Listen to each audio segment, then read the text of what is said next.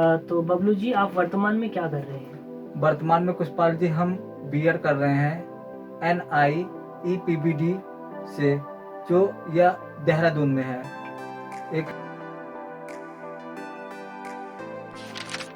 योगा करने से कुशपाल जी, आज के समय में मनुष्य को योगा, हर एक व्यक्ति को योगा करना चाहिए, जिससे हमारे शरीर तथा हमारे मानसिक तनाव से हमें काफ़ी फायदा मिलता है। तो हमें बहुत सी समस्याओं से गुजरना पड़ा, क्योंकि व्यक्ति के जीवन में अगर उसकी दृष्टि ही खो जाए तो उसे समस्याएं बहुत ही ज़्यादा होती हैं। 91.2 एनआईविया चलोदून लेकर आया है अपने आप में एक अनोखी और दिल को छू जाने वाली कार्यक्रमों की सीरीज मेरी बात। उम्मीद है दोस्तों, इस कार्यक्रम को आपका ढेर सारा प्यार मिलेगा और कहीं न कहीं हम सभी को जिंदगी को देखने समझने का नया नजरिया सिखला जाएगा ये कार्यक्रम। तो सुनिए प्रोग्राम मेरी बात के नित नए एपिसोड्स हर मंगलवार और शुक्रवार को सुबह 7:30 बजे व पुनः प्रसारण शाम 7 बजे।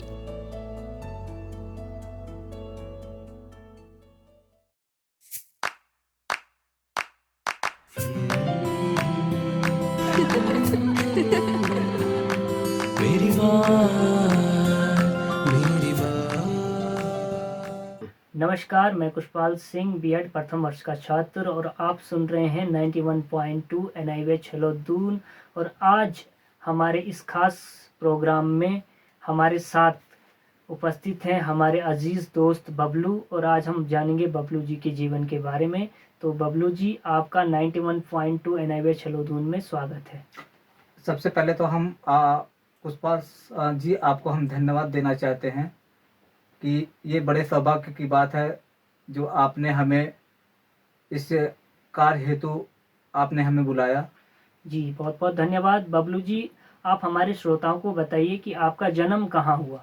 हमारा जन्म अयोध्या के बगल में ही एक जिला डिस्ट्रिक्ट अम्बेडकर नगर और ग्राम वापुर सोलन तारा करके गांव है, एक छोटा सा टाउन है, वहीं पे हमारा जन्म हुआ है। जी, बबलू जी, आप बचपन से ही दृष्टिबाधित हैं या बाद में हुए?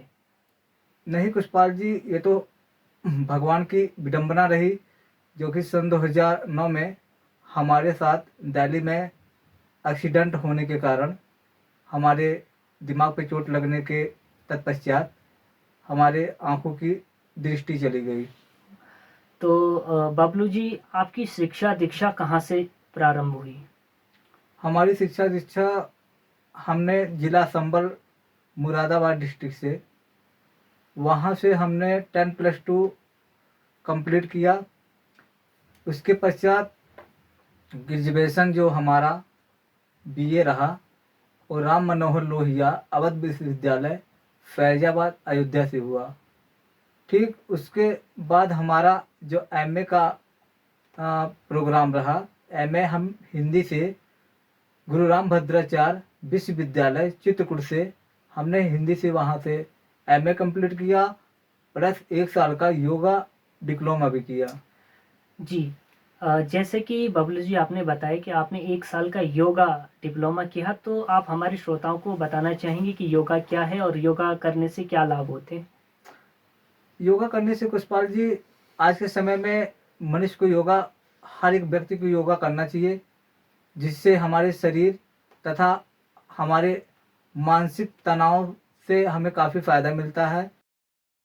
जी, जैसे कि आपने बताया कि आप 2009 में एक एक्सीडेंट के कारण आप दृष्टिबाधित हो गए थे, तो फिर आपको दृष्टिबाधित स्कूल के बारे में कैसे पता चला?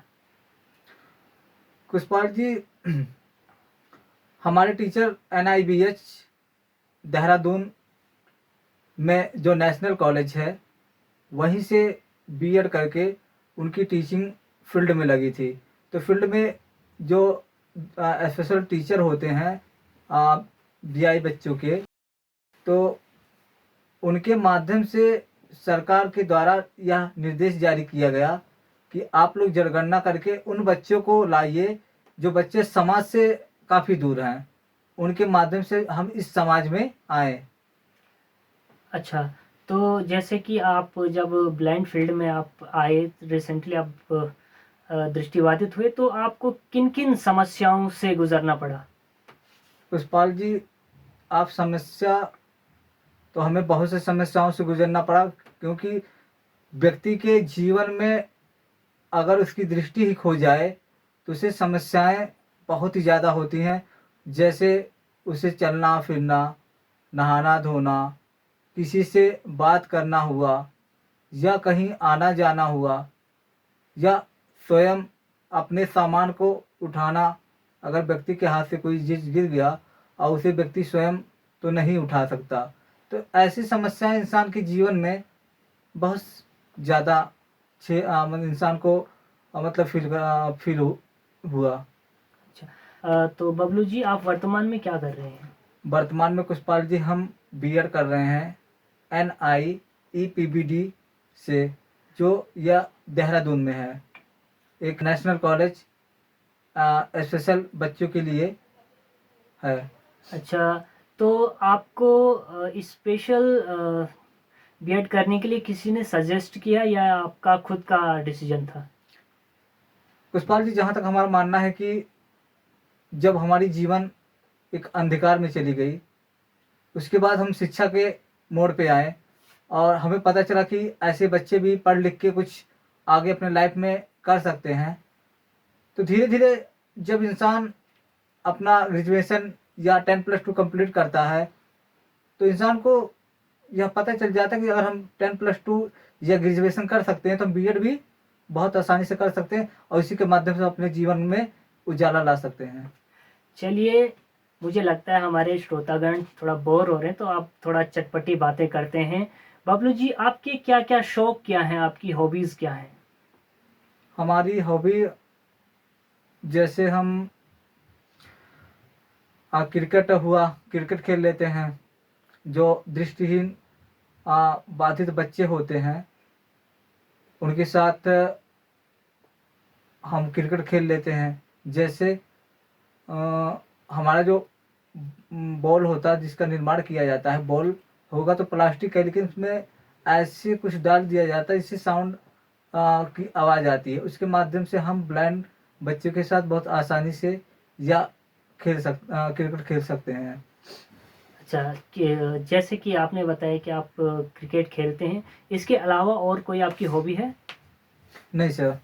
अच्छा, तो आप हमारे श्रोताओं को क्या संदेश देना चाहते हैं? हम श्रोताओं को यही संदेश देना चाहते हैं कि अपने इस समाज में अगर उनको कोई बच्चा जिसे दिखाई नहीं देता तथा सुनाई नहीं देता, या बच्चा चल फिर नहीं पाता है, तो उसका अच्छे से सहयोग करें और हमारे द्वारा बताई गई जानकारियों को वो सुन के उन्हें भी ये बताएं कि ऐसे विद्यालय हैं आपका और आप लोग भी पढ़ लिख सकते हो, और उन्हें अंधेरे से उजाले में लाने का एक अच्छा मतलब प्रयास किया जाए।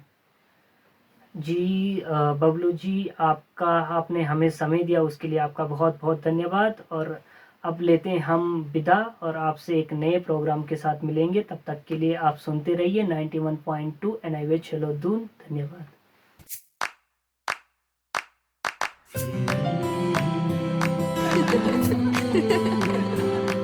मेरी बात, मेरी बात।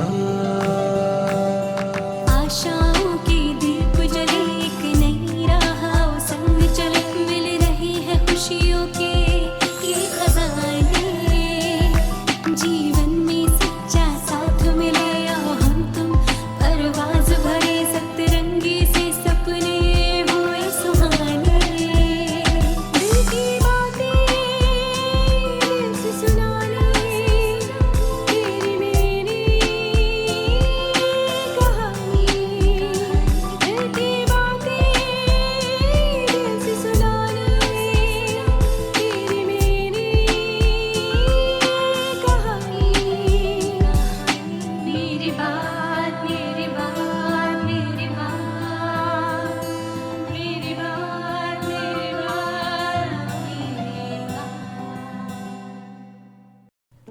दोस्तों, हम आ पहुंचे हैं कार्यक्रम मेरी बात के आज के एपिसोड के समापन पर।